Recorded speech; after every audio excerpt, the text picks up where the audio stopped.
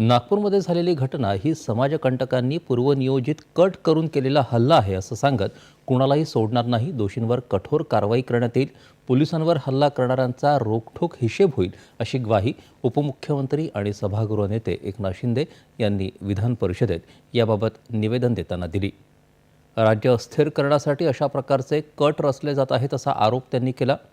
काँग्रेसनं औरंगजेबाची कबर संरक्षित केली असा आरोप करत औरंगजेबाचं उदात्तीकरण महाराष्ट्र सहन करणार नाही असं सांगत आक्रमकांच्या खुणा पुसून टाकल्या पाहिजेत असं ते म्हणाले।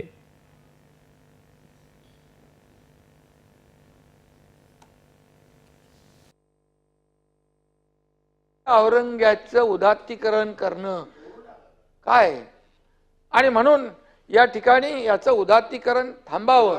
जे लोक आज मागणी करतायत, जे लोक मागणी करतायत, मग ते विश्व हिंदू परिषद असेल, कोणी असतील, यांची मागणी चुकीची आहे का? बिलकुल नाही।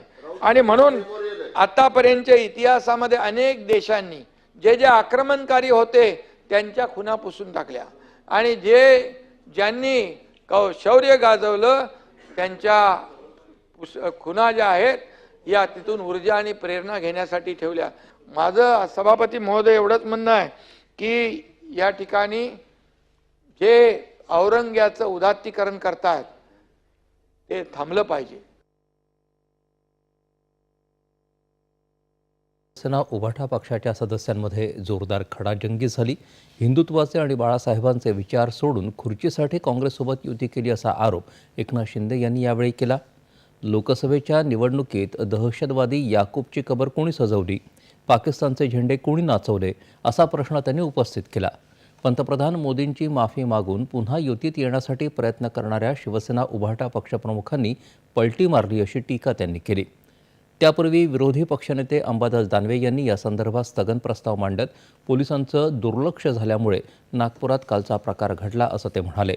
धार्मिक उन्मादाचे पडसाद कालच्या घटनेतून उमटले असं ते म्हणाले। काँग्रेसचे अभिजित वंजारी यांनी देखील या स्थगन प्रस्तावाला समर्थन दिलं। भाजपा गटनेते प्रवीण दरेकर यांनी हा मोठ्या कटाचा भाग असल्याचं सांगत याची चौकशी झाली पाहिजे अशी मागणी केली। नागपूरच्या मुद्द्यावरून सभागृहाचं कामकाज दोनदा तहकूब झालं होतं। नागपूर शांत ठेवणं ही आपली